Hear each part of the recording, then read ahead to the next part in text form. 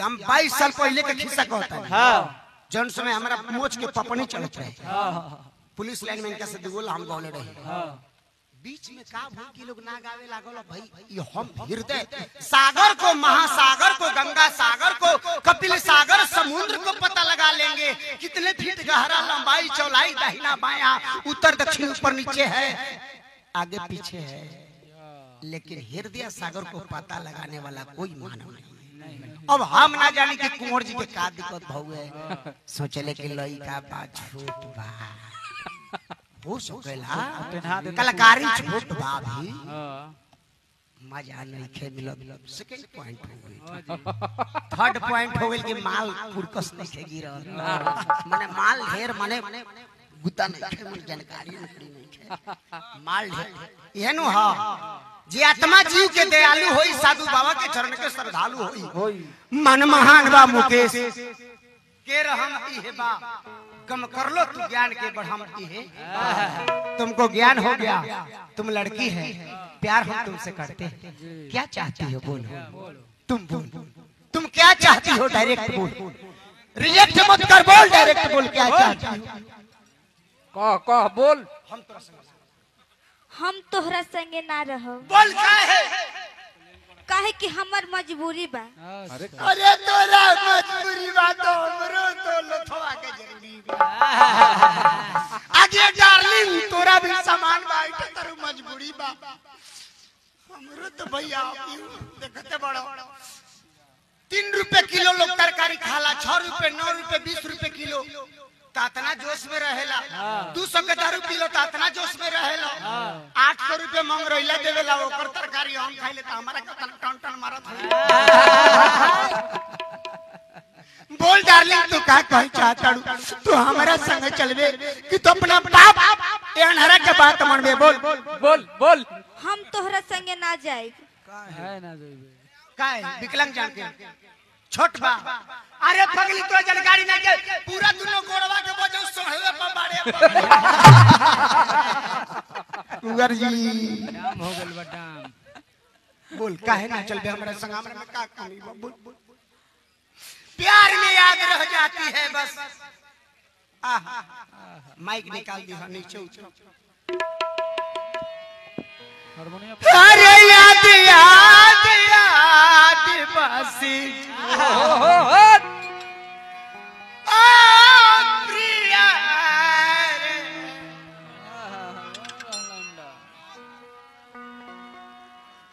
याद याद याद बसी तोरी याद सतावे,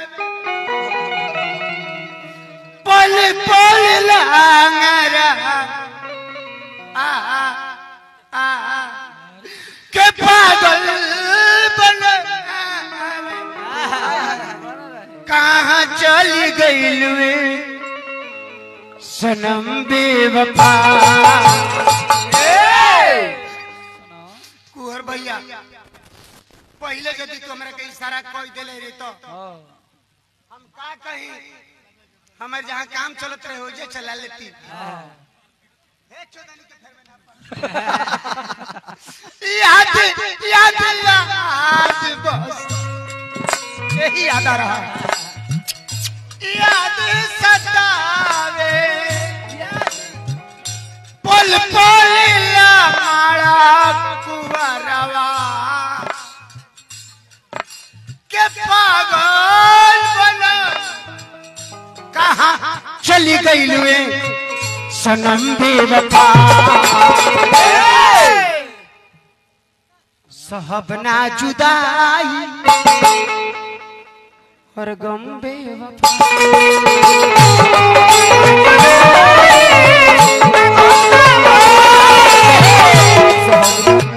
जुदाई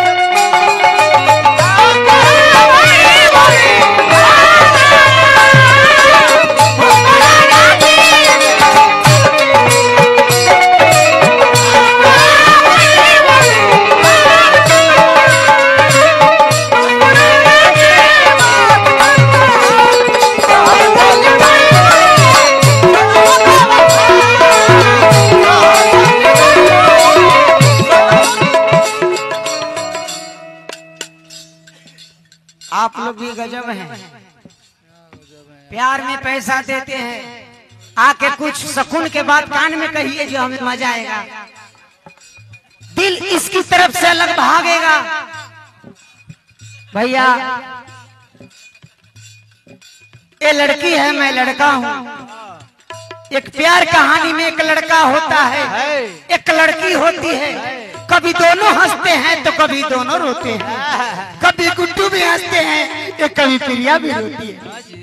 दोनों रोते हैं जी, रोती है।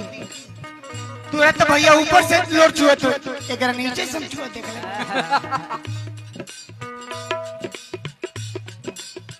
जनक विजय यार करी यार करी गुडू यार करी जनक विजय यार करी मतलब के यारी मन के मनाई लेती दिल से बिसार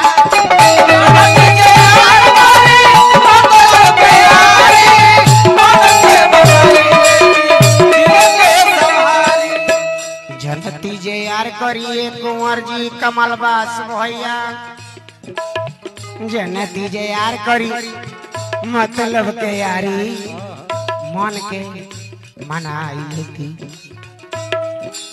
ए दिल के संभारी। भारी दे के गईलू हाथ जखम बेवफा, क्यों रोती हो? एक दिन तुम कहती थी क्या? I love you, I love हो। आई माइक माइक पीछे बा हारमोनिया के माइक रे। एक दिन तुम कहती थी I love you. I love you हो। भारी दे के गईलू हाथ, भारी दे के गईलू हाथ जखम बेवफा, सब न जुदाई गम बेवफा।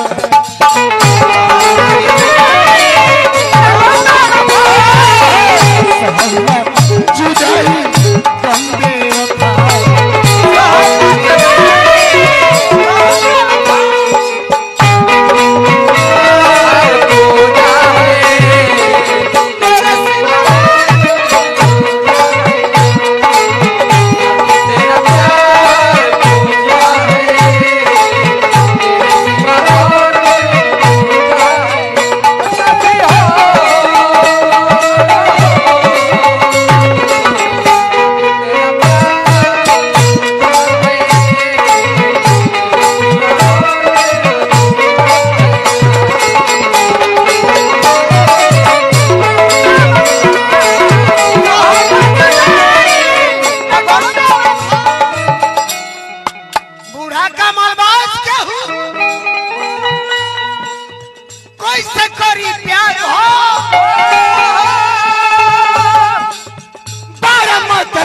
मिलन लोथवा यार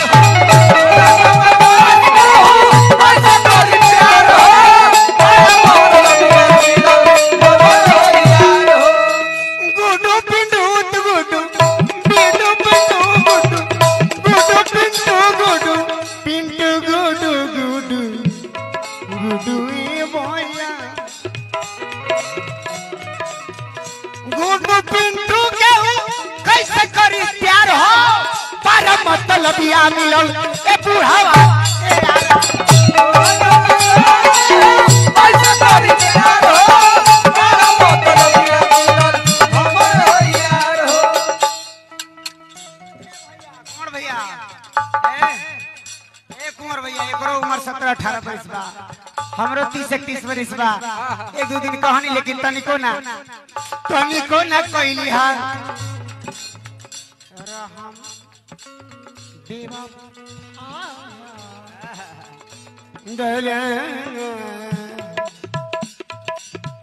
सहबना जुदाई आ चगुन में दुगुन दुगुन में चगुन जब ढूकी तो समझ में ना आवे हुए चगुन हो। ई एगो राम अंगिया भैया हृदय भैया सिंह जी आरा सिंह जी अंजनी भैया ये लोग के देखिले सहबना जुदाई नौधा सहबना जुदाई सहबना जुदाई सब ना जुदाई गम बेवफा सब ना जुदाई गम बेवफा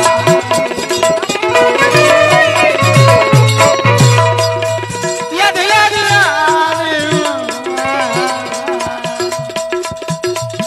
याद